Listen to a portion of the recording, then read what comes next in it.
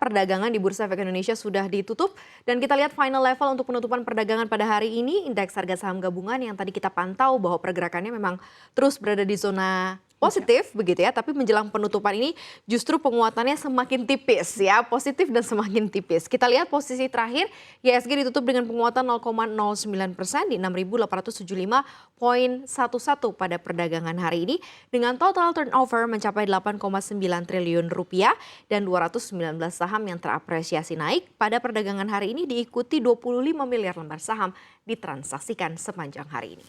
Ya, dalam 4 hari perdagangan terakhir, Maria, bahkan nilai turnover cukup sepi ya, di bawah 9 triliun. Kita akan lihat sektor-sektor apa saja yang mewarnai perdagangan pasar hari ini. Finansial menguat, justru melemah 0,04% di tengah sejumlah saham perbankan big caps menguat cukup signifikan, bahkan BBCA menguat 2% lebih. Consumer primer terapresiasi 0,58%, consumer non-primer terapresiasi 0,31%, perindustrian melemah 0,02%. Energi terkoreksi 0,54% di tengah pergerakan harga batubara global yang justru terapresiasi. Bahan baku melemah 0,33%, infrastruktur menguat 0,42%, properti dan real estate melemah 1,16%.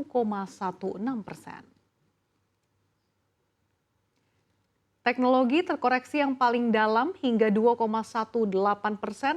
Transportasi dan logistik juga terkoreksi 1,53%, begitupun sektor kesehatan yang melemah tipis di 0,07%. Berarti terjawab ya, karena tadi perbankan kita finansial menguat terus berbalik arah ke merah, makanya indeks harga saham gabungan pelemahannya semakin menipis kita lihat. Tapi kalau rupiah performanya masih cukup baik dan sangat-sangat baik ya, hari ini menguat 0,16% di Rp15.190 per $1 Amerika Serikat. Sementara rupiah dengan beberapa mata uang utama lain kita lihat ya.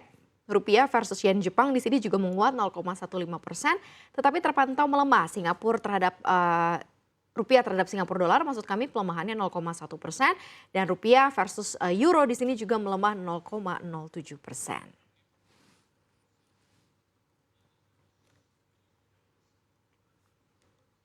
Kalau dilihat secara keseluruhan, sebenarnya kita berharap lebih banyak penguatannya sehingga bisa ditutup di 6.900 ya pada perdagangan hari ini ya. Tapi tampaknya masih ada beberapa faktor yang cukup mempengaruhi, termasuk kayaknya dari global nih ya, terkait mengenai penurunan kredit rating juga dari beberapa bank di Amerika Serikat cukup bisa membuat pergerakan di dalam negeri agak tertahan walaupun menguat. Iya, Mari, karena kalau kita lihat memang tampaknya sentimen ini harusnya cukup signifikan mempengaruhi, tapi belum tampaknya terrealisasi ya. Karena Moody's baru-baru ini menurunkan peringkat kredit beberapa bank di Amerika Serikat seperti yang tadi Maria mention. Dan pemangkasan rating ini terjadi hanya berselang kurang lebih sepekan ya setelah Fitch Ratings pada pekan lalu juga menurunkan rating surat utang Amerika Serikat.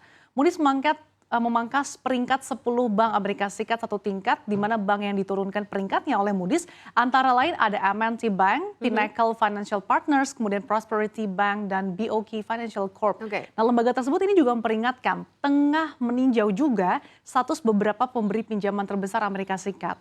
Nah, kurang baiknya perekonomian Amerika Serikat tampaknya menjadi penyebabnya nih keputusan Moody's untuk menurunkan rating perbankan Amerika Serikat. Namun di tengah kekhawatiran yang tengah dialami perbankan Amerika Serikat, Bank Indonesia memastikan bahwa perbankan Indonesia masih solid baik dari segi likuiditas, permodalan hingga risiko kredit yang masih pada tingkat aman.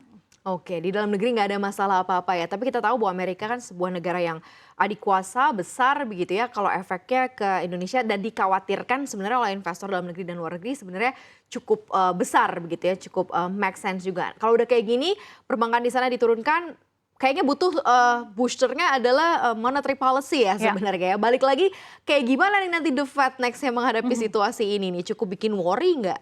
Ya, sebenarnya sejak awal tahun highlightnya memang terkait dengan seperti apa langkah kebijakan The Fed ke depannya ya. Meskipun memang ada beberapa sinyal-sinyal yang sudah dikeluarkan oleh The Fed. Nah, memang saat ini tampaknya pelaku pasar juga masih khawatir dengan seperti apa langkah kebijakan The Fed ke depannya. Karena Gubernur The Fed Michelle Bowman mengatakan The Fed sebenarnya tidak ragu nih untuk mengerek suku bunga sebesar 25 basis point pada pertemuan September mendatang. Nah, kita akan nantikan seperti apa nih data inflasi Amerika Serikat yang akan diumumkan esok hari, dan tentunya ini menjadi salah satu pertimbangan The Fed. Terakhir pada Juni lalu kalau kita lihat inflasi Amerika Serikat masih di 3%.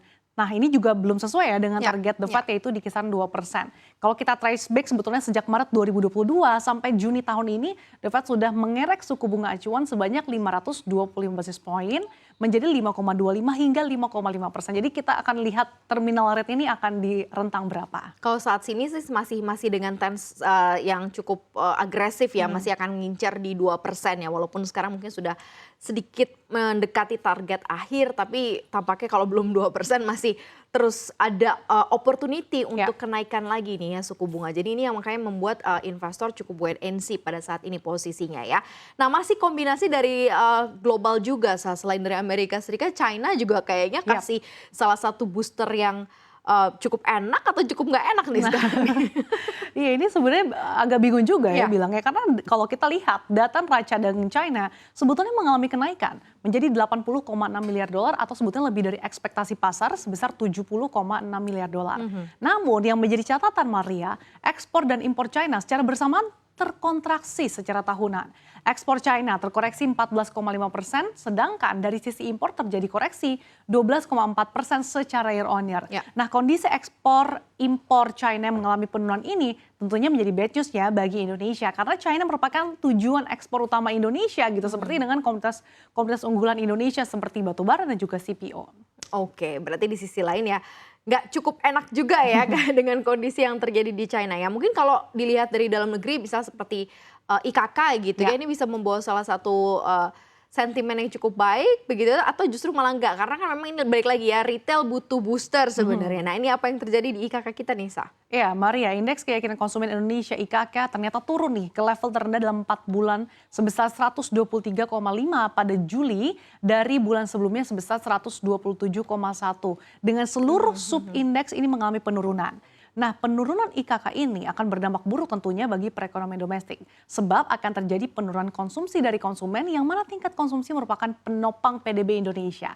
Hal ini berpotensi mengancam PDB domestik tidak lagi mampu bertumbuh di atas 5%. Padahal kan targetnya 5% gitu ya. Iya. Padahal kalau kita lihat terjadi penurunan ini di tengah cukup banyak momentum-momentum yang harusnya booster tingkat konsumsi masyarakat seperti dengan 2 kali momen lebaran dan juga libur panjang, Maria. Iya, mungkin karena momentum dari boosternya itu sudah lewat ya. Karena kita tahu kan dihadapi oleh momen lebaran, setelah itu nyambung anak sekolah gitu ya, sekolah baru, tahun ajaran baru yang menggenjot konsumsi masyarakat.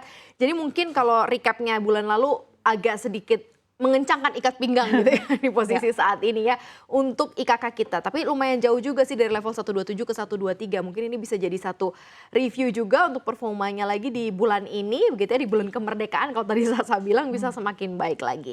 Nah, balik lagi ke topic of the day gitu ya, karena kita sedang membahas satu emiten yang terperosoknya cukup dalam, berakhirnya juga cukup dalam ya saya, yaitu adalah Gotoh yang cukup menyita perhatian nih hari ini. Seperti apa, Sa? Ya tidak hanya hari ini saja karena sebetulnya saham Gotoh sudah terkoreksi 2 hari beruntun Maria, dan hari ini bahkan menyentuh lowest levelnya dalam 3 bulan terakhir secara intraday di level 92. Dan kalau kita lihat pada penutupan perdana hari ini saham Gotoh bahkan ditutup di bawah level 100 di level Rp93 per saham. Ini level yang terakhir disentuh Gotoh sejak April tahun ini, dan bahkan hari ini saham Gotoh ditutup melemah hingga lebih dari 10%, 10,58%, dan bahkan juga Gotoh ini merajai nilai turnover 800 miliar dan tentunya ini bukan good news ya dengan koreksi yang cukup dalam namun dengan nilai turnover yang cukup tinggi. Gara-gara saham Gotoh melemah cukup dalam juga atau bisa dikatakan menjadi emiten laggard, sektor teknologi juga hari ini menjadi sektor yang paling melemah cukup paling dalam, bahkan hari ini lebih dari 2%. Sebetulnya belum diketahui secara pasti sih Maria, sebetulnya apa sih penyebab amblesnya saham Gotoh dalam 2 hari terakhir. Tapi ada beberapa rumor nih yang membuat saham Gotoh sepertinya merana nih, betul. Mulai dari bocornya kinerja keuangan Gotoh pada semester 1, di mana rumor tersebut rugi Gotoh kembali membengkak bahkan menjadi sekitar 10 triliun rupiah. Karena kalau kita lihat sebetulnya terakhir kinerja keuangannya begitu ya di 31 Maret 2023 kerugiannya 3,86 triliun. Jadi cukup jauh ya membengkaknya. Nah, selain rumor bocornya kinerja keuangan pada semester 1, investor juga mengait-ngaitkan atau cocok logi masalah terkait dengan kasus kebohongan perusahaan media sosial IRL, di mana pemegang saham Gotoh SoftBank Vision Fund menggugat IRL dan juga menuduh IRL berbohong soal angka pengguna demi meraih investor memberikan pendanaan termasuk SoftBank. Nah, sementara itu Maria, selain saham Gotoh gitu ya, pada hari ini juga yang mungkin menjadi perhatian pelaku pasar, secara sektoral salah satu sektor yang memimpin penguatan yaitu sektor infrastruktur. Salah satu penguatannya ini ditopang oleh penguatan dari emiten telekomunikasi dan penyedia layanan seluler Indosat Ooredoo Hutchison atau ISAT yang juga sudah menguat nih 2 hari beruntun. Dan hari ini penguatannya sebenarnya signifikan ya, lebih dari 5%, tapi tampaknya penguatannya terpangkas pada penutupan perdagangan sekitar 3,89% dan saat ini di level 9.350. Padahal di tengah penguatan saham Indosat selama 2 hari beruntun ini, kalau kita lihat secara kinerja keuangannya sebetulnya loyo loh Maria, karena di semester pertama tahun ini laba bersih ISAT 1,91 triliun rupiah ini turun 41,5% secara tahunan. Nah, tapi penurunan laba bersih perusahaan ini justru terjadi di tengah pendapatan yang tercatat meningkat hampir 10%, sekitar 9,5% secara tahunan menjadi 24,67 triliun rupiah. Oke, ini ya berarti ada 2 yang menjadi perhatian, satu adalah Gotoh dan yang kedua adalah Indosat atau ISAT ya.